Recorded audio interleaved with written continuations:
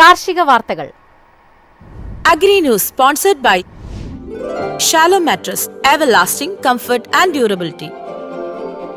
പുതുവർഷത്തിൽ പ്രതീക്ഷയോടെ ക്ഷീരമേഖല. ഡിമാൻഡ് വർധനയ്ക്കൊപ്പം ലഭ്യത ഉറപ്പാക്കുകയെന്നത് പ്രധാന വെല്ലുവിളി.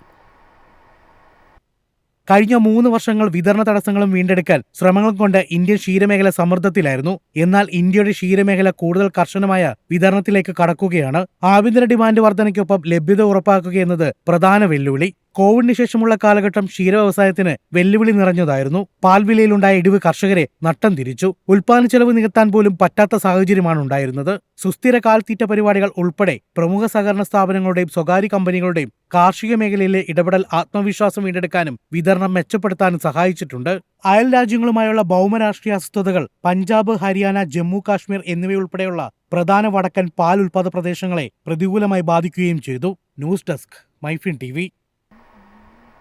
ആഭ്യന്തര വിപണിയിൽ മുട്ടവില കുറയുന്നില്ല. ചില്ലറ വിൽപ്പന കേന്ദ്രങ്ങളിൽ 7.5 രൂപ വരെ ന്യൂ ഇയർ വരെ വില ഉയർന്നു നിൽക്കും.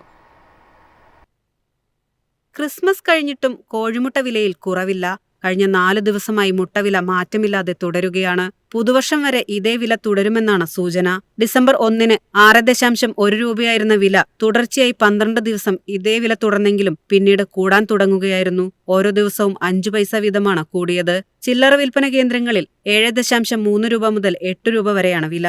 ക്രിസ്മസ്, ന്യൂ ഇയർ പ്രമാണിച്ച് കേക്ക് നിർമ്മാണം സജീവമായതും ദക്ഷിണേന്ത്യയിലും ഉത്തരേന്ത്യയിലും ഒരുപോലെ ആവശ്യക്കാർ കൂടിയതുമാണ് വില കൂടാൻ കാരണമെന്നാണ് വിലയിരുത്തൽ. ഉൽപാദനം കുറഞ്ഞതും വില കൂടാൻ കാരണമാണെന്ന് നാഷണൽ എഗ് കോർഡിനേഷൻ കമ്മിറ്റി പറയുന്നു. ദക്ഷിണേന്ത്യയിലെ പ്രധാന മുട്ടയുൽപാദന കേന്ദ്രമായ നാമക്കലിൽ ചരിത്രത്തിലെ ഏറ്റവും ഉയർന്ന വിലയാണ് കോഴിമുട്ടയ്ക്ക്.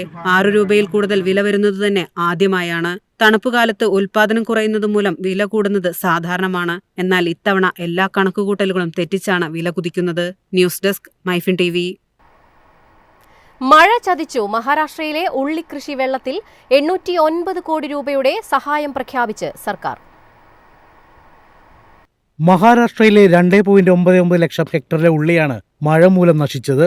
ഇതിനെ തുടർന്ന് കർഷകർക്ക് 809.19 കോടി രൂപയുടെ ആശ്വാസ സഹായമാണ് മഹാരാഷ്ട്ര സർക്കാർ പ്രഖ്യാപിച്ചിരിക്കുന്നത്. 2025 ഫെബ്രുവരി മുതൽ ഒക്ടോബർ വരെയുള്ള മാസങ്ങളാണ് ഉള്ളി കർഷകർക്ക് ദുരിതമായി മാറിയത്. സംസ്ഥാന ദുരന്ത നിവാരണ ഫണ്ടിലേക്ക് മഹാരാഷ്ട്ര സർക്കാർ 4176.80 കോടി രൂപ അനുവദിച്ചു. എന്നാൽ ഉള്ളി കർഷകരിലേക്ക് കൃത്യമായ സഹായങ്ങൾ എത്തുന്നില്ലെന്ന പരാതി വ്യാപകമാണ്. യോഗ്യരായ എല്ലാ കർഷകർക്കും സഹായം നൽകുന്നുണ്ടെന്ന് സർക്കാർ ഉറപ്പാക്കിയിട്ടുണ്ടെന്നും പേയ്മെന്റുകൾ തീർപ്പാക്കാത്ത കേസുകൾ ഉടൻ പരിഹരിക്കുമെന്നും സംസ്ഥാന കൃഷി മന്ത്രി പറഞ്ഞു. 3132.80 കോടി രൂപ കേന്ദ്ര വിഹിതവും 1044 കോടി രൂപ സംസ്ഥാന വിഹിതവുമായിട്ടാണ് സഹായം അനുവദിച്ചിരിക്കുന്നത്.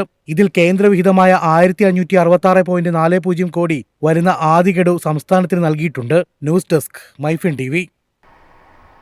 Agri News sponsored by Shallow Mattress, Everlasting Comfort and Durability.